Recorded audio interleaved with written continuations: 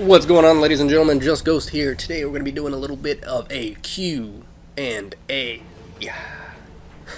Sorry if I sound a little weird. I'm a little bit under the weather. Been kind of sick. Fever off and on. But I think I'm doing well enough to knock out this commentary, so let's go! Okay, first of all, I'd like to give a big shout out to Mr. G-Mac and Mr. Blue Goose for being the only motherfuckers that actually ask me questions.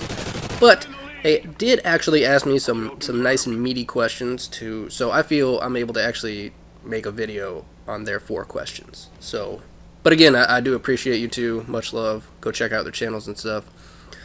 But let's go ahead and jump right into this. Mr. GMAC asks, what is your opinion on the cheap YouTube tactics that are rampant these days? And this has been going on since YouTube started. You know, people either want to be YouTube famous, in air quotes, you know, they want to be internet famous, or recently they want to make a quick buck. And I've actually seen people post copyrighted material and get several thousands and hundreds of thousands of views on it and make several hundred to several $1,000s before they actually get knocked for copyright infringement. So, I mean, the shit they're doing now is, like, when you look at it, you're like, oh, it's cheap. But, I mean, when I started YouTube, people were doing spamming, and people were doing all this other shit, sub for sub. So, while the cheap tactics might evolve, the tactics themselves are always going to be there. So, if you get mad at it, there's no point, you know? It's just like, it's one of those things. It's always going to be there, so there's no point to even get mad at it. So, it is what it is. It don't bother me. Mr. GMAC's second question. What is the best part of parenthood? It's actually a 2-part question, but we're going to answer this first part first. And while I guess I'm technically a parent because I do have a stepson, my actual blood son, I guess that sounds weird, but my what do you call it, biological child is actually going to be born any day now. And if he doesn't born any day now, if did I say that right?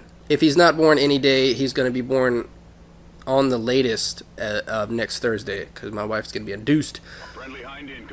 But the best part of parenthood, I think, is just getting to do cool shit that would be looked down upon to do it yourself. Like going to kids movies. You know, if you were to go do it yourself, it'd be like, that dude's a fucking creeper. But you take a kid with you, and you know, you can do whatever the fuck you want to do. Acting silly. You can act silly and shit, and people are like, oh, he's just playing with his son, you know, running around stores, acting stupid, playing tag in Walmart, shit like that. I fucking love doing that, and that's the best part of being a parent so far.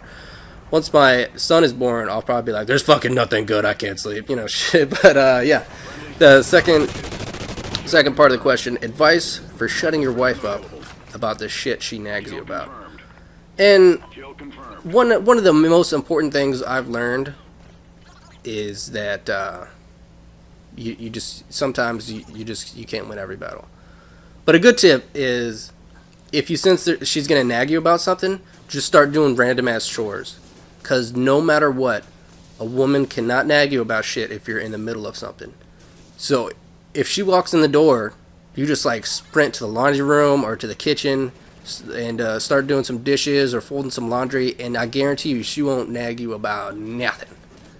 Quick pro tip for the day for you married guys out there. Oh man, I feel like shit. Next questions, Jesus Christ, come from Mr. Blue Goose, the motherfucking Blue Goose, aka Brandon apparently. Do you like your job? / are there any positives and negatives of your job? For those of you that don't know, I am a corrections officer. And, I mean, first of all, there's pros and cons of every job. But my job in particular, there's definitely a lot of pros and cons. Now, the thing is, to any job is, do the pros outweigh the cons? And in my situation, I believe they do, because right now I'm making like $2 or $3 more than double minimum wage, so I'm getting a decent freaking salary. But more importantly than that, my health and dental, retirement, and vacation and all that is amazing. I have a $10 copay for health, and I can do whatever the fuck I want. Surgery, 5 million x-rays, it only cost me $10. Dental, 100% free. Right now, I've almost been working at the jail for a year, and right now I'm on vacation for a month and a half. So, I mean, that's pretty amazing. Most places you might get 2 weeks, you know what I mean, for a whole year. But it is what it is. In the cons, obviously, you know, people talk shit. It's entirely possible somebody might sharpen a toothbrush and stick it in your rib cage. You know, you gotta kind of balance it out. But if as long as you have thick skin and you don't mind somebody cussing at you, and you don't get complacent, then the cons get less. So you just got to be careful, and don't turn your back on a motherfucker. You know what I'm saying? If you let somebody run up and shank you, then you know that's probably mostly your fault. And if you're one of those motherfuckers that as soon as the door closes you start talking shit to somebody, but when they come out of their cell you're kind of a faggot, then you're the kind of guy that is most likely going to be targeted for a shanking or for someone to throw a cup of urine in your face. I try to respect all of them, no matter what. It don't matter if you're a rapist or you're a murderer. I talk to you like you're a man to begin with, and I generally don't have problems. I had one problem my first week working there, and some dude like tried to push me and shit, but it was all good. So, yeah, I haven't had a problem in months. You just got to talk to people like you're human beings. Don't talk to them like they're pieces of shit, basically. And you'll do well as a corrections officer.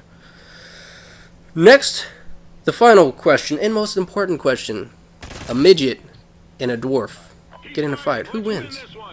Now, let's break this down. Let's define this. A midget, by definition, I think it is kind of a bad term, but it's usually just a really, really short person, whereas a dwarf is a term for someone who has dwarfism or is born with that defect to where they're really small, and they're usually disproportionate. So, you know, they tend to walk funny, they have hip problems and whatnot, big heads and stuff, you know, no offense. So, if we're going straight off that, I'm saying the midget would beat the shit out of the dwarf, just because he can stick and move, you know what I mean? Because he's just a normal person, but small. Whereas the dwarf would kind of have trouble moving around. But then on the other hand, if you're saying dwarf, like out of Lord of the Rings, obviously that dwarf is going to stomp the shit out of the midget because he's just a small human. And the dwarf is just going to axe his face in half. You know what I'm saying? But it just depends on who you want to look at it. But either way, I'm going to say midget if we're going on that first definition. Did I break that down too much? I don't know. If anyone's still watching, I really do appreciate it, and have a good day. Yeah. All right. Love you. XOXO and stuff. Bye. Gay bag.